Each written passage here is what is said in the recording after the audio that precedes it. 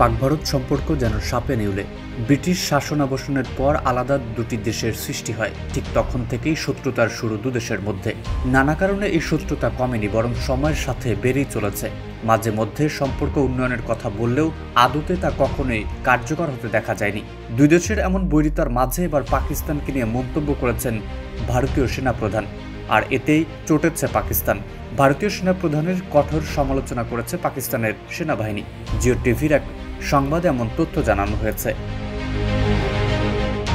জন্মলগ্ন থেকে শুরু হওয়া বৈরিতা থামার কোনো ইঙ্গিত পাওয়া না গেলেও বরাবরই দুদেশের মধ্যে তীব্র উত্তেজনা বিরাজ করে।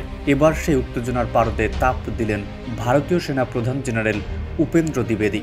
সম্প্রতি পাকিস্তানকে সন্ত্রাসবাদের এপি সেন্টার হিসেবে আখ্যা দিয়েছেন তিনি।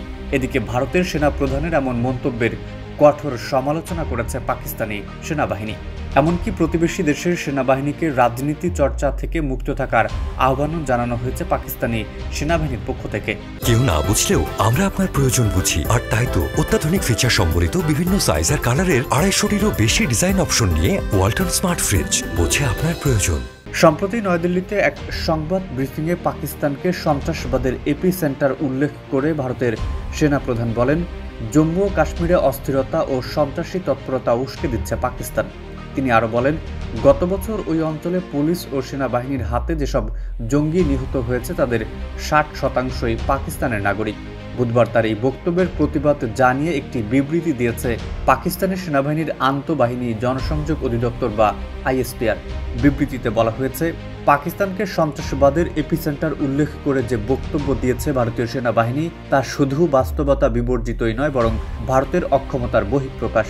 যেখানে রাষ্ট্র জনগণের ওপর নিপীড়ন চালাচ্ছে, সেখানে জনগণের প্রতিরোধের জন্য প্রতিবেশী দেশের ওপর দোষ চাপানো দ্বিচারিতা ও প্রতারণার সেরা উদাহরণ।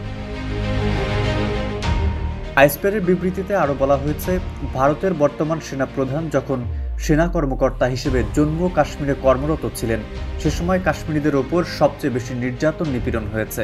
সম্প্রতি তিনি যে বক্তব্য দিয়েছেন তা পুরোপুরি রাজনৈতিক এবং ভারতের সেনাবাহিনীতে যে রাজনীতি ব্যাপকভাবে প্রবেশ করেছে, সেনাপ্রধানের বক্তব্য তারই প্রতিফলন। ভারতীয় সেনা ও নিরাপত্তা বাহিনী সন্ত্রাস দমনের নামে নিরস্ত্র কাশ্মীরিদের ওপর নিপীড়ন চালাচ্ছে উল্লেখ করে আইএসপিআর বিবৃতিতে বলা হয়, কাশ্মীরিরা আত্মনিয়ন্ত্রণের অধিকার চায়। জাতিসংঘের নিরাপত্তা পরিষদেও রেজুলেশনের মাধ্যমে এই অধিকারকে স্বীকৃতি দিয়েছে। কাশ্মীরিদের ন্যায্য আন্দোলনকে ধূলিসাৎ করতে জম্মু কাশ্মীরে অভিযান চালাচ্ছে ভারতীয় সেনাবাহিনী।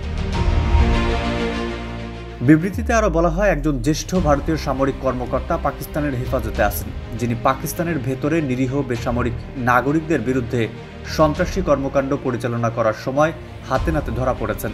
এই গুরুতর সত্যটি ভারতীয় সেনাপ্রধান জেনারেল সহজেই উপেক্ষা করেছেন বলে মনে হচ্ছে।